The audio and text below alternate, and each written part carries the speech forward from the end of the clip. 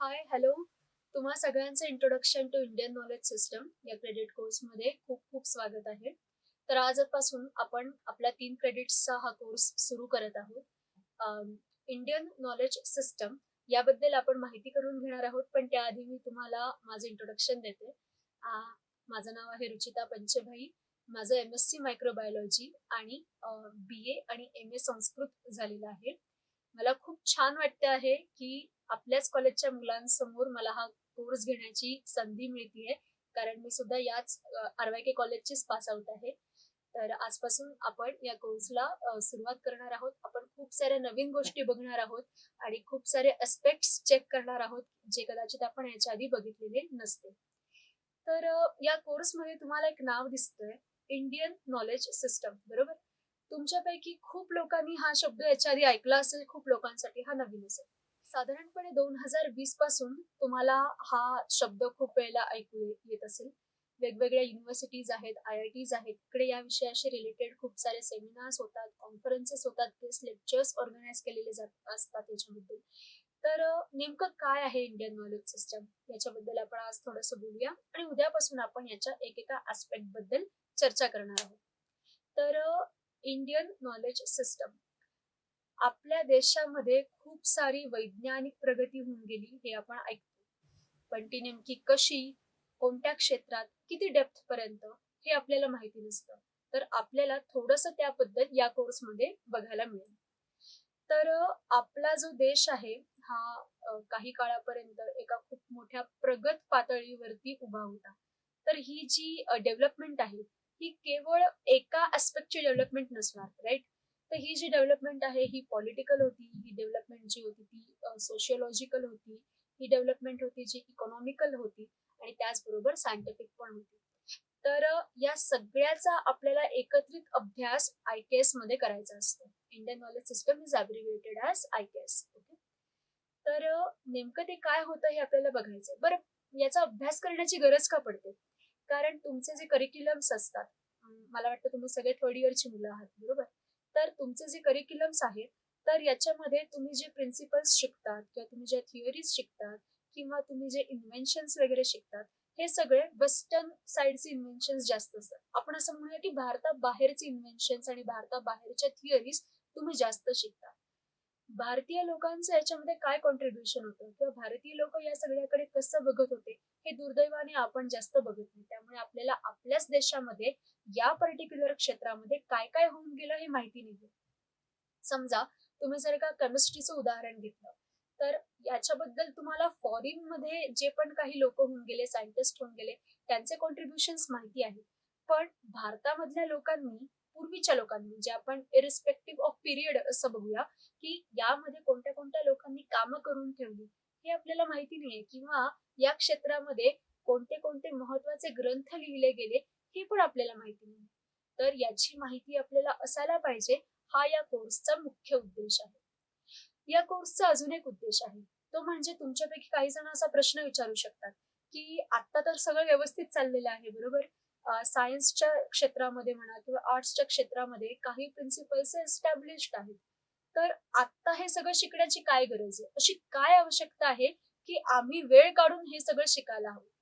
तर याचं उत्तर असं आहे, की आपल्या प्रत्येकाच्या क्षेत्रामध्ये आपण काही प्रॉब्लेम्स फेस करतो, आपण काही चॅलेंजेस फेस करतो. तर हे प्रॉब्लेम्स वेगवेगळ्या लेव्हल्सवर असू शकतात. हे प्रॉब्लेम्स अंडरस्टँडिंग लेव्हलला असू शकतात, हे प्रॉब्लेम थिअरॉटिकल लेव्हलला असू शकतात, हे प्रॉब्लेम इम्प्लिमेंटेशन लेव्हलला असू शकतात किंवा हे प्रॉब्लेम ऍप्लिकेशन लेव्हलला असू शकतात. हे जे सगळे प्रॉब्लेम्स आहेत याच्यामुळे आपापल्या क्षेत्रांमधल्या समस्या वाढतात किंवा कॉम्प्लेक्सिटी वाढते, बरोबर? तर हे जे प्रॉब्लेम्स आहेत हे आपण इंडियन नॉलेज सिस्टम मध्ये येणाऱ्या प्रिन्सिपल्स थ्रू सोडवू शकतो का? हा अप्रोच ट्राय करायला काय हरकत आहे, बरोबर? अशी काहीतरी एखादी गोष्ट आपण याच्यामध्ये एक एक्झाम्पल बघूया. ऍग्रिकल्चर या फील्डमध्ये म्हणजे ऍग्रिकल्चरल सायन्स या फील्डमध्ये आपण एक प्रॉब्लेम आता सध्या बघतो. तो म्हणजे काय? इनफर्टिलिटी ऑफ सॉइल, बरोबर? तर ज्याला आपण मराठीमध्ये जमिनीची सुपीकता नष्ट होणे, जमीन नापीक होणे असं म्हणतो. हा प्रॉब्लेम का बरं उत्पन्न झालाय? तर तुम्ही इझिली सांगू शकता की ग्रीन रिव्हॉल्युशन जेव्हा झालं तेव्हा जे पण काही पेस्टिसाइड्स वापरले गेले त्याचा दुष्परिणाम, त्याचा अतिरेकी वापर किंवा अजूनही शेतकरी विचार न करता डोसेज वगैरे जे असतं त्याची काहीच पर्वा न करता खूप मोठ्या प्रमाणामध्ये पेस्टिसाइड्स वापरतात इझी नफ्यासाठी. त्यांना असं वाटतं की जितके जास्त पेस्टिसाइड्स आपण वापरू, जितके केमिकल फर्टिलायझर्स आपण वापरू, तितका आपल्याला गेन जास्त मिळेल, आपल्याला फायदा जास्त होईल असं त्यांना वाटतं. पण ते हे विसरतात की यामुळेच त्यांची जी जमीन आहे ती नापीक होणार आहे किंवा पुढे त्यांना उत्पन्न घ्यायला अडचणी येणार आहे. आता हा प्रॉब्लेम या फील्डमध्ये आपण फेस करतो. याच्यावरती उपाय काय आहे? तर यावरती आपल्या प्राचीन पद्धतीने जे पण काही उपाय सांगितलेले आहेत किंवा ज्या पण काही ऍग्रिकल्चरल प्रॅक्टिसेस सांगितलेल्या आहेत त्याच्यामधलं काहीतरी आपण जर का वापरून बघितलं जे आत्ताच्या सिस्टम मध्ये कंटेम्पररी पद्धतीने आपण वापरू शकतो. आता ते वापरणं सहज शक्य आहे. असं जर का काहीतरी आपण चेक केलं आणि ते आपण वापरायला सुरुवात केली आणि त्यामुळे आपल्याला जर का फायदे दिसायला लागले याचे तर हरकत काही.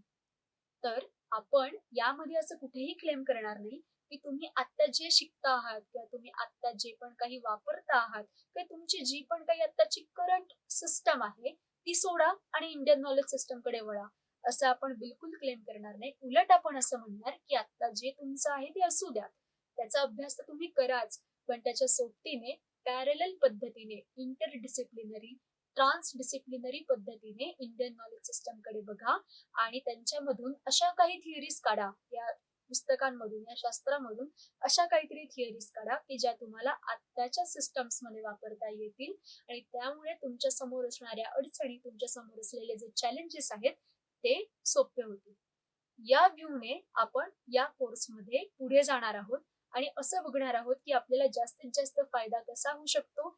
आपण जी जी काही नावं इकडे ऐकू आपण किंवा जे जे काही प्रिन्सिपल्स इकडे आपण ऐकू त्याचा तुम्ही शिकत असलेल्या थिअरीजशी रिलेव्हन्स तुम्ही कसा लावू शकता, ते तुम्ही एकमेकाशी जोडून कसं बघू शकता याचा आपल्याला याच्यामध्ये विचार करायचा आहे.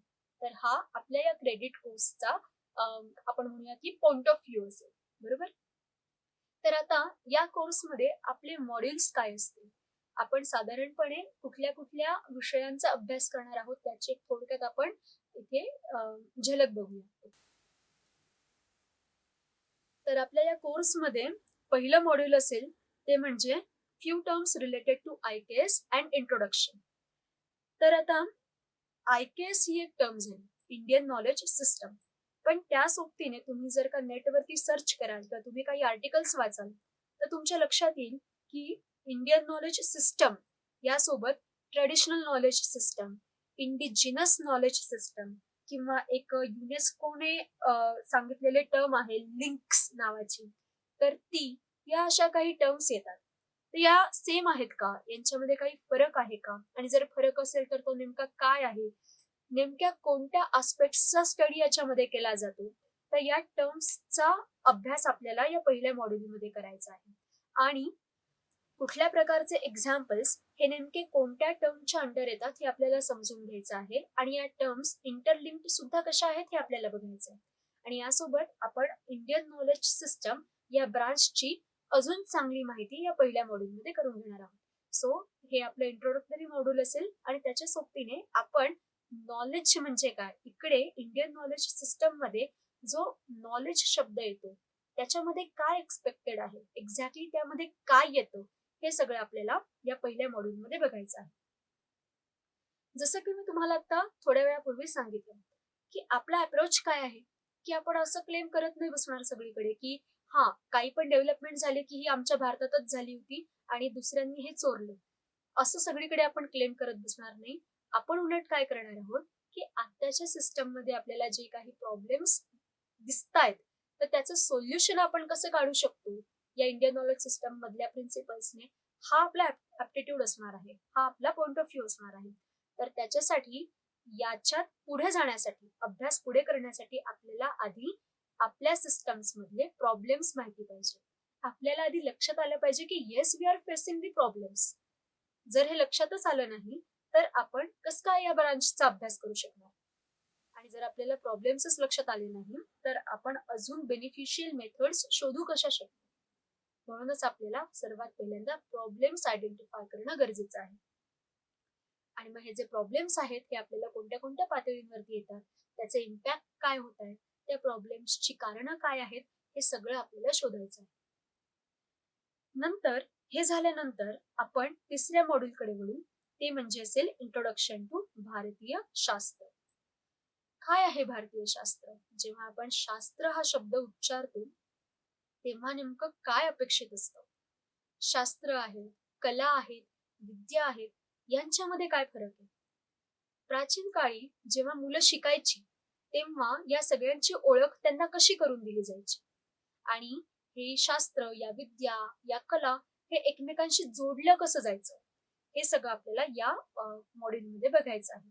आणि मग इथे तुम्ही खूप वेळेला ऐकलं असेल की अर्थशास्त्र किंवा वैद्यकशास्त्र, रसायनशास्त्र आणि संस्कृत मधले त्याचे काही ग्रंथ, तुम्ही काही या ग्रंथांची नावं पण ऐकली असतील, जसं समरांगण, सूत्रधार, रसरत्नाकर. आयुर्वेदाच्या बाबतीत तुम्ही सुश्रुत संहिता वगैरे ऐकली असेल.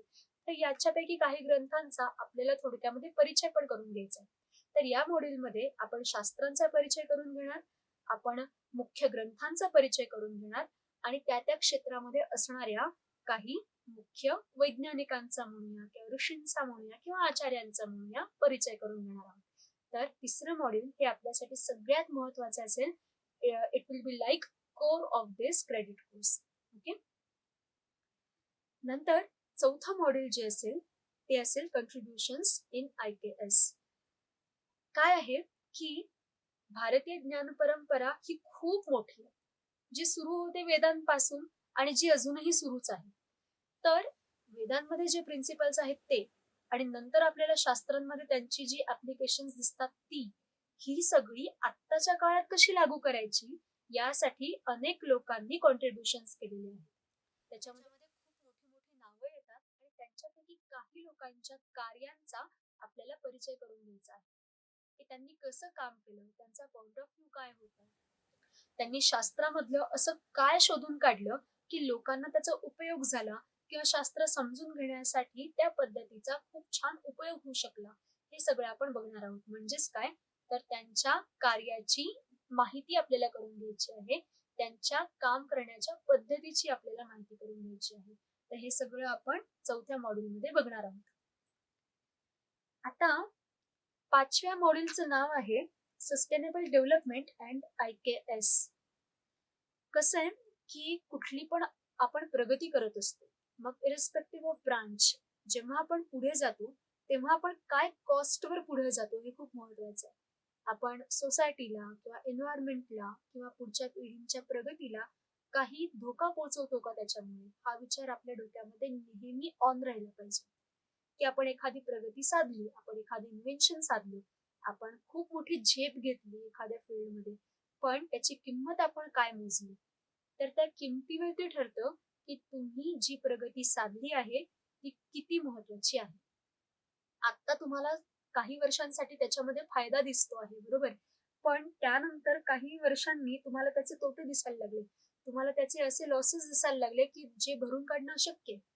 अशा वेळेस ती प्रगती खरंच प्रगती होती का, असा आपल्याला प्रश्न पडतो. आणि अशी अनेक उदाहरणं सध्याच्या इन्व्हेन्शन्स मध्ये आपल्याला बघता येतात.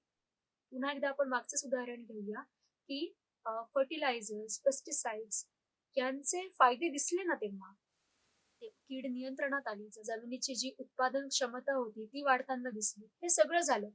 पण आता जेव्हा आपण काही वर्षांनी बघतो की जेव्हा तुम्ही पिकांवरती DDT मारत होते तेव्हा त्या DDTचा अक्युम्युलेशन रेट किती भयंकर होता, आणि अजूनही आपल्याला तो अक्युम्युलेशन रेट दिसतो, ते अक्युम्युलेशन आपल्याला दिसतं, ते वॉटर बॉडीज मध्ये किंवा सॉइल मध्ये किंवा अॅनिमल्सच्या बॉडीज मध्ये आपल्याला ते अजूनही साठलेलं दिसतं. तर मग DDTचा शोध आणि DDTचा वापर ही खरंच प्रगती होती का, हा प्रश्न आपल्याला पडायला हवा. म्हणूनच IKS मधल्या ज्या पण काही टेक्निक्स आहेत किंवा जी पण काही प्रिन्सिपल्स आहेत त्याच्यामधली सस्टेनेबिलिटी आपल्याला ओळखू आली पाहिजे, आणि आत्ताच्या सिस्टम्स मध्ये सुद्धा हीच सस्टेनेबिलिटी वाढवण्यासाठी आपण IKS ची कशी मदत घेऊ शकतो, या दृष्टीने आपल्याला विचार करता यायला हवा. म्हणून आपण या पाचव्या मॉड्यूलचा अंतर्भाव आपल्या या क्रेडिट कोर्स मध्ये केलेला आहे की आपण काही एक्झाम्पल्स घेऊ, याच्यामध्ये आपण काही उदाहरणं घेऊ आणि ज्याच्यामधून आपल्याला समजेल की यामध्ये सस्टेनेबिलिटीच्या दृष्टीने कसं काम केलं गेलेलं आहे. सो आपण कम्पॅरेटिव्ह स्टडी करून हे मॉड्यूल जे आहे ते शिकण्याचा प्रयत्न करू. नंतर तुमचं 6th मॉड्यूल असेल ते म्हणजे development of skill set for IKS. आता तुम्हाला इच्छा झाली की येस, मला आता मी जे पण काही शिकतोय, म्हणजे समजा मी सायकोलॉजीचा स्टुडंट आहे, मी सोशिओलॉजीचा स्टुडंट आहे, किंवा मी सायन्समध्ये बघायला गेलं तर मी झुओलॉजीचा स्टुडंट आहे, किंवा मी स्टॅटिस्टिक्स मॅथमॅटिक्सचा स्टुडंट आहे.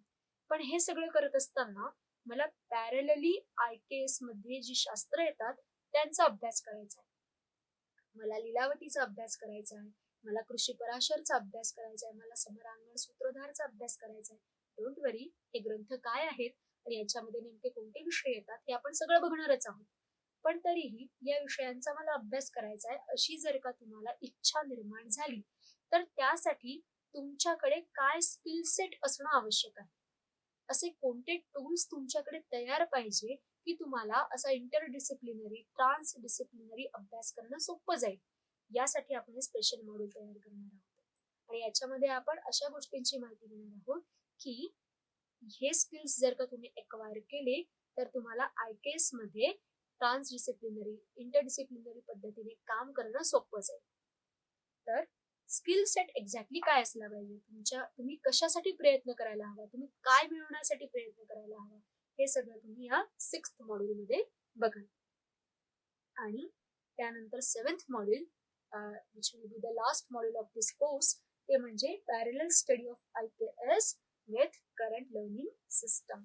मी तुम्हाला पहिल्यापासूनच म्हटलं की आपला अप्रोच कसा असणार आहे की आपण करंट सिस्टम मधले फक्त प्रॉब्लेम्स बघणार, चॅलेंजेस बघणार आणि त्याच्यावरती सोल्युशन आपल्याला IKS थ्रू काढता येतं का, आपण असं काय करू शकतो की हे चॅलेंजेस, हे प्रॉब्लेम्स कमी होतील, हे मिनिमाइज होतील, किंवा आपल्याला काही वेगळे ऍस्पेक्ट्स स्टडी करायला मिळतील आणि आपण फ्युचर जनरेशन साठी काही चांगलं ठेवू शकू समोर. तर हा आपला अभ्यासाचा ऍप्टिट्यूड असणार आहे, हे आपण आधीच बोललेलो आहोत. तर आता तुम्ही जो पण काही अभ्यास करत आहात किंवा जो पण काही अभ्यास एखाद्या क्षेत्रात केला जातो तो तसा सुरू असताना तुम्ही IKS चे क्रेडेन्शियल त्याच्यामध्ये कसे ऍड करू शकता, तुम्ही काय करू शकता की जेणेकरून तुम्हाला पॅरलली अभ्यास करणं जमेल आणि हे एकमेकांशी जोडलं कसं जाऊ शकतं, यासाठी आपण हे 7वं मॉड्यूल तुमच्या कोर्समध्ये इन्क्लूड केलेलं आहे. सो आपण इथे काही मॉडेल्स स्टडी करणार आहोत की 2 क्षेत्रांचा, खरं तर ते 2 वेगळी क्षेत्र नसतातच, बरोबर. ऍग्रिकल्चरल सायन्स आणि कृषीशास्त्र हे वेगळं नाहीये, कारण तिथे तुमची एकच गरज आहे, ती म्हणजे अन्नधान्याची आवश्यकता, आणि ती पूर्ण करण्यासाठी तुम्ही काही उपयुक्त पद्धती शोधून काढतात. तुम्ही तुमचं जे जीवन आहे, मानवाचं जे जीवन आहे ते सोयीस्कर बनवता. तर ही वेगळी क्षेत्र नाहीच आहेत. पण तरीही मॉडर्न ऍग्रिकल्चरल सायन्स आणि प्राचीन कृषीशास्त्र याचा समन्वय, यांचं इंटरलिंकिंग तुम्ही कसं करू शकता, त्यासाठी तुम्ही काय काय ट्रिक्स वापरू शकता, कशा पद्धतीने विचार करू शकता, याचे काही मॉडेल्स आपण या मॉड्यूलमध्ये स्टडी करणार आहोत. तर असे आपले एकूण 7 मॉड्यूल्स असतील. आपण एकदा पटकन त्यांची रिव्हिजन घेऊ त्यांच्या नावांची. की पहिलं असेल introduction and few terms related to IKS. Second will be problems of current systems. Third will be introduction to भारतीय शास्त्रास. Fourth will be contribution in IKS. Then sustainable development and IKS, development of skill set for IKS, and parallel study of IKS with current learning system. तर या 7 modules मध्ये खूप सारे सब topics असतील. तर जेव्हा आपण एक एक मॉड्यूल बघू तेव्हा त्याच्यातले सब टॉपिक्स पण तुम्हाला कळतील आणि आपण याच्यामध्ये कुठल्याही प्रकारची थिअरी, कुठल्याही प्रकारचे प्रिन्सिपल हे अभ्यासणार नाही आहोत. उलट आपण थोडक्यामध्ये त्याची इंट्रोडक्शन घेऊन जास्तीत जास्त एक्झाम्पल्स, केस स्टडीज किंवा ब्रेनस्टॉर्मिंग सेशन्स याच्यामधून हा कोर्स पुढे नेणार आहोत. आपण बघितलं की या कोर्समध्ये काय काय मॉड्यूल्स असतील आणि साधारण कशा प्रकारे आपण अभ्यास करणार आहोत. आता एकदा आपण एक्झॅक्टली या कोर्सची कन्सेप्ट काय आहे हे थोडंसं रिवाइज करू. या कोर्समध्ये आपण काय करणार आहोत किंवा इंडियन नॉलेज सिस्टमचा अभ्यास करताना आपल्याला काय लक्षात ठेवायचं, आपल्याला 3 स्टेप्स लक्षात ठेवायच्या. एक म्हणजे identification of problems in current systems. Second is the study of भारतीय शास्त्र for solution finding, and third one is the application of those solutions in current working systems. पहिल्यांदा तुम्हाला काय करायचंय, तुम्हाला आत्ताच्या सिस्टममध्ये, आत्ताच्या वेगवेगळ्या क्षेत्रांमध्ये म्हणा किंवा आता अभ्यास करताना काय प्रॉब्लेम्स येतात, काय चॅलेंजेस तुम्हाला फेस करावे लागतात हे तुम्हाला शोधायचं आहे. मग आपण त्या प्रॉब्लेम्सना कॅटेगरी देऊ शकतो, की हा प्रॉब्लेम खूप सिव्हिअर आहे, हा प्रॉब्लेम जो आहे हा क्युअर नाही होऊ शकत किंवा हा प्रॉब्लेम जो आहे हा आटोक्यात आहे, हा क्युअर होऊ शकतो. असं आपण कॅटेगरायझेशन त्याचं नंतर करू शकतो. मग आता हे जे प्रॉब्लेम्स आहेत हे का ओरिजिनेट झाले, त्याच्यासाठी कारणं काय होती, की मॅनमेड ऍक्शन्स किंवा with the due course of time ते आपोआप ओरिजिनेट झाले, काय नेमकं काय झालं हे आपण त्याच्यामध्ये बघणार. आता त्याच्यावरती जर का सोल्युशन काढायचं तर ते सस्टेनेबल पाहिजे. असं नाही की ते सोल्युशन जे आहे त्यांनी फक्त 1-2 वर्ष काम दिलं आणि नंतर ते बाद झालं, असं नाही. तर आपल्याला चांगलं सस्टेनेबल वर्किंग सोल्युशन शोधणं आवश्यक आहे, जे की आपण आयकेएस मधून शोधणार आहोत. आणि जे काही तुम्ही आयकेएस मधून सोल्युशन शोधलं आहे ते आत्ता कसं वापरायचं, हे आत्ताच्या सिस्टम मध्ये तुम्ही इंजेक्ट कसं करणार, तर हे आपल्याला जमलं पाहिजे. तर पुन्हा एकदा आयकेएसचा अभ्यास करणं म्हणजे 3 लेवल्सवर अभ्यास करणं. एक म्हणजे प्रॉब्लेम्स आणि चॅलेंजेस शोधणं, दुसरं म्हणजे भारतीय शास्त्रांचा छान अभ्यास करणं त्या त्या क्षेत्रांमध्ये, आणि तिसरं म्हणजे जे पण काही तुम्ही शोधलेलं आहे, ज्या पण काही तुम्ही थिअरीज शोधल्या, सोल्युशन शोधलेलं आहे ते आत्ताच्या सिस्टम मध्ये इन्कॉर्पोरेट करणं. ही आपल्या कोर्सची आयडिया असेल आणि ही आपल्या कामाची पद्धत असेल. काय होतं, की जेव्हा पण तुम्ही भारतीय शास्त्रांबद्दल बोलता तेव्हा तुम्ही फक्त माहिती घेता, की रथशास्त्र, नौकाशास्त्र, विमानशास्त्र, कृषीशास्त्र, यंत्रशास्त्र वगैरे अशी वेगवेगळ्या शास्त्रांची तुम्ही नावं घेता आणि त्याच्यामधून तुम्ही फक्त माहिती वाचता, की या ग्रंथात ते दिलंय, त्या ग्रंथात ते दिलंय आणि या ग्रंथामध्ये हे दिलंय. पण याचं पुढे काय करायचं, आता मी याचा उपयोग कसा करू, हा प्रश्न आपल्याला पडायला पाहिजे. आणि जर तुम्ही या दृष्टीने विचार केला तर तुमच्या समोर एक मोठा झिरो उभा राहतो, की कसं काय मी आता इम्प्लिमेंट करू. रथशास्त्रामधल्या ज्या गोष्टी आहेत त्या मी आत्ताच्या ऑटोमोबाईल इंजिनिअरिंग टेक्निक्स मध्ये कशा वापरू शकतो. आणि म्हणून तेव्हा तुम्हाला तुमचा मेंदू जोरदार पळवावा लागतो आणि तुम्हाला तिथे ऑटोमोबाईल इंजिनिअरिंग फील्ड मधल्या ज्या पण काही डिफिकल्टीज आहेत त्या शोधाव्या लागतात आणि त्या प्रिन्सिपल लेवलला किंवा थॉट प्रोसेस लेवलला सॉल्व्ह होऊ शकतात का आयकेएसने, असा विचार करावा लागतो. आणि तेव्हा मग तुम्ही आयकेएस आणि आत्ताच्या सिस्टम्स याचा मस्त कोलॅबोरेशन करू शकता. तुम्ही जर का केवळ माहिती घेतली की या ग्रंथामध्ये हे लिहिलंय, त्या ग्रंथामध्ये ते दिलंय आणि त्या ग्रंथामध्ये अजून काहीतरी वेगळं दिलंय, तर it will be like just collection and nothing else. त्याच्यामध्ये प्रॅक्टिकल अप्रोच हा काहीच नसेल. म्हणून आयकेएसचा अभ्यास हा अशा प्रकारच्या पॉइंट ऑफ व्ह्यूने करणं हे खूप जास्त आवश्यक आहे. आपण अजून एक उदाहरण बघू की या 3 स्टेप्स वरती आयकेएस थ्रू काम कसं होऊ शकतं. मागचा सब्जेक्ट कंटिन्यू करू, की आता आपली जी पिकं आहेत, बरोबर, आपले जे क्रॉप्स आहेत, तर हे आजारी पडतात, त्यांच्यावरती कीड पडते आणि मग आपण त्यांच्यावरती पेस्टिसाइड्स मारतो किंवा जे काही हुशार फार्मर्स असतील ते त्यातल्या त्यात काहीतरी ऑर्गॅनिक उपाय त्याच्यावरती अवलंबवतात. पण आपण असा विचार कधी केलाय का, की जशी आपली इम्युनिटी असते, आपली प्रतिकार क्षमता असते, तशी त्या झाडांची पण असते, त्या पिकांची पण असते. तर याच्यासाठी जसं आपला आयुर्वेद आहे ना किंवा आपलं मेडिकल सायन्स आहे ना, तसं त्यांचं पण मेडिकल सायन्स आहे, त्याला वृक्षायुर्वेद असं म्हटलेलं आहे. तर हा वृक्षायुर्वेद नावाचा एक ग्रंथ आहे, ज्यामध्ये तुम्ही ज्यांना आयुर्वेदाबद्दल थोडी माहिती आहे त्यांना ही कन्सेप्ट माहिती असेल, की आपली कशी कफ वात पित्त प्रकृती असते, तशी या वनस्पतींची, या झाडांची, या पिकांची पण प्रकृती असते. काही झाडं ही कफ प्रकृतीची असतात, काही झाडं ही पित्त प्रकृतीची असतात, काही झाडं ही वात प्रकृतीची असतात. आणि याचा बॅलन्स आपल्या शरीरामध्ये बिघडला की आपल्याला आजार होतात, तसंच त्यांच्या शरीरात पण त्याचा बॅलन्स बिघडला की त्यांना आजार होतात. मग ही जी इम्युनिटी आहे, ही जी प्रतिकारक क्षमता आहे, ती वाढवण्यासाठी प्रयत्न करायला पाहिजेत. म्हणजे कीड तर येतच राहते, हवामान बदलतच राहतं, पण ती कीड आल्यावरती त्या झाडाची प्रतिकार क्षमता इतकी पक्की पाहिजे की ती जी कीड आहे ती ते झाड किंवा ते पीक रेजिस्ट करू शकलं पाहिजे. ही याच्याबद्दलची आयडिया आहे. मग त्यासाठी झाडाची इम्युनिटी वाढवण्याच्या दृष्टीने त्याला काही फॉर्म्युलेशन्स दिले जातात. दुधाचं शिंपण केलं जातं, ताकाचं शिंपण केलं जातं किंवा मातीमध्ये काही बदल केले जातात. तर आजार झाल्यावरती नाही देत त्यांना औषधं, आजार झाल्यावरती त्यांच्यावरती फवारणी नाही करत, तर आधीच ते पीक मोठं होत असतानाच कशाला, की जेव्हा ते सीड फॉर्म मध्ये असतं जेव्हा त्याची बीज तयार केली जातात ना, तेव्हापासूनच त्यांच्यावरती इम्युनिटीच्या दृष्टीने प्रयत्न केले जातात. मग ते जे बीज आहे ते गोमूत्र, शेण, मध वगैरे याच्या मिश्रणामध्ये बुडवणं वगैरे असे प्रकार आपल्याकडे आहेत.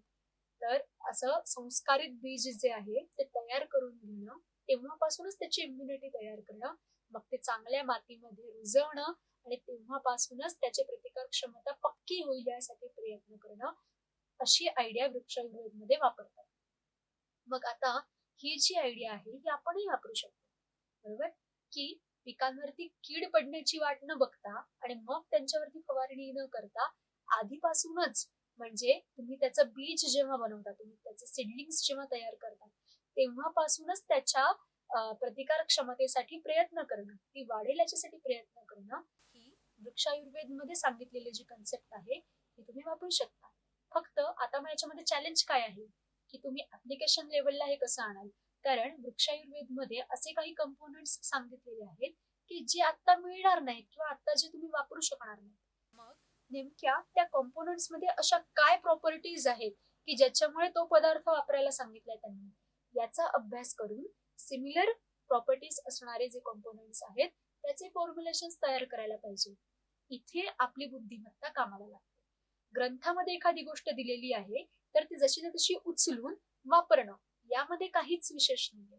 पण ग्रंथामध्ये एखादी गोष्ट दिलेली आहे, ती गोष्ट आज अवेलेबल होत नाहीये, पण ती गोष्ट तशी का सांगितलेली आहे याचा अभ्यास करून आत्ताच्या परिस्थितीमध्ये ती कशी वापरता येईल याचा विचार करणं इथे खरी बुद्धिमत्ता लागते.